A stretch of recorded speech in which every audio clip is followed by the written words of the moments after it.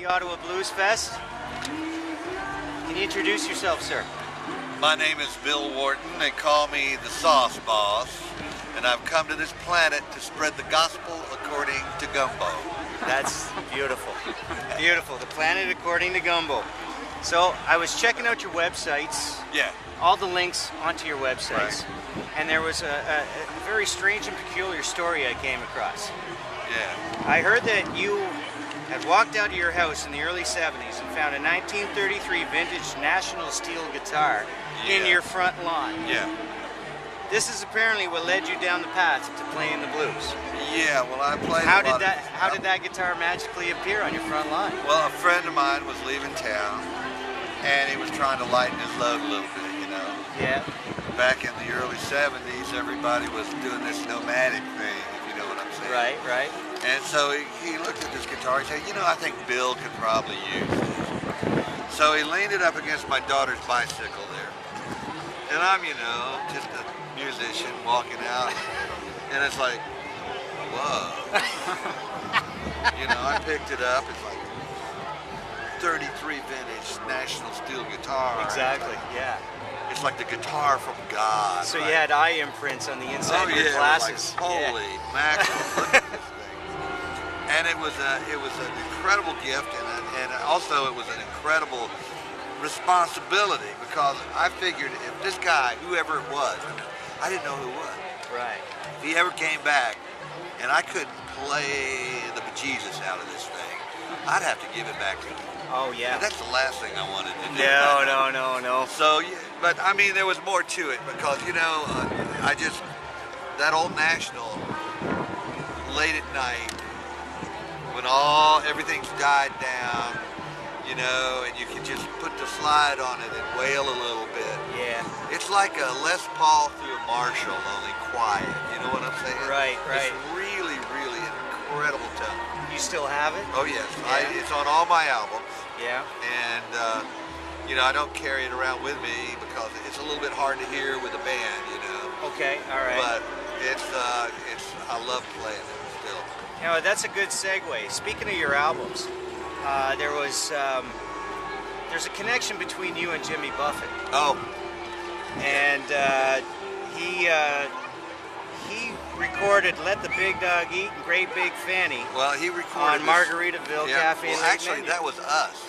Oh, it was you guys. What it was a compilation album. Okay. And Jimmy did a couple tunes, and we did a couple of tunes. Right.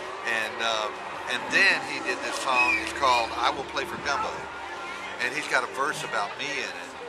So I mean, it's been a crazy thing. I mean, I played at his clubs for decades, you know, and he's come to see us. What inspired you to incorporate making gumbo into your stage shows, and then donating all the proceeds to a local food bank in every town that you're in?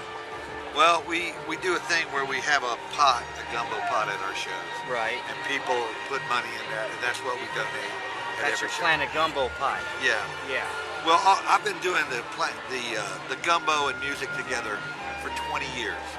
20 years. Okay. And I've never charged one penny. That's for right. my gumbo. That just wouldn't be right.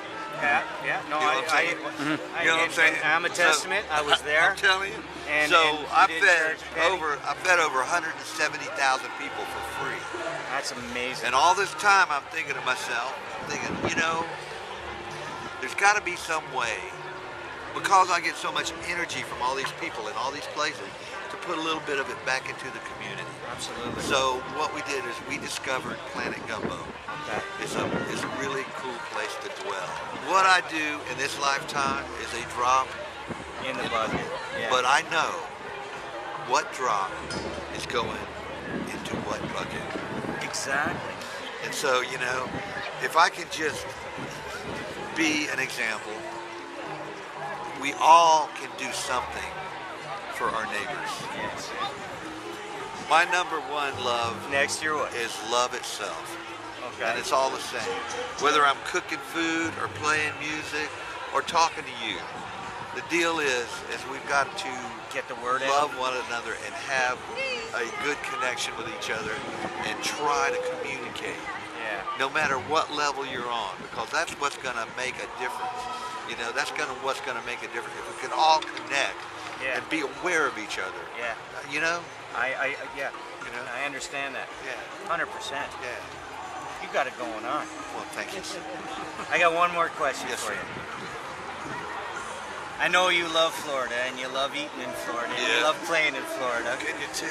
Well, I know you love eating. Where's your second favorite place to play and where's your second favorite place to eat? Well, I'll tell you what. The Ottawa Blues Festival is my favorite place to play. Why is that? Because,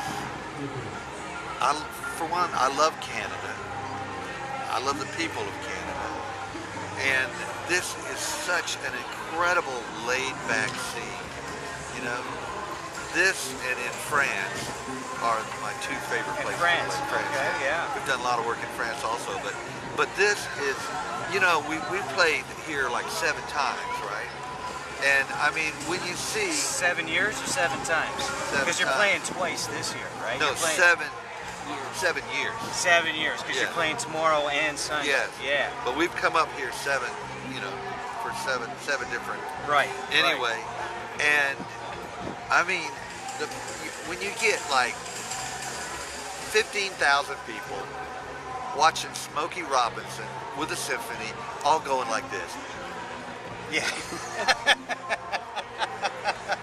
There's a good feeling there. You know There what I'm is. saying? Yeah, there's a vibe. You know? Yeah. Or there's when a the vibe. entire stage is covered with roses for Al Green.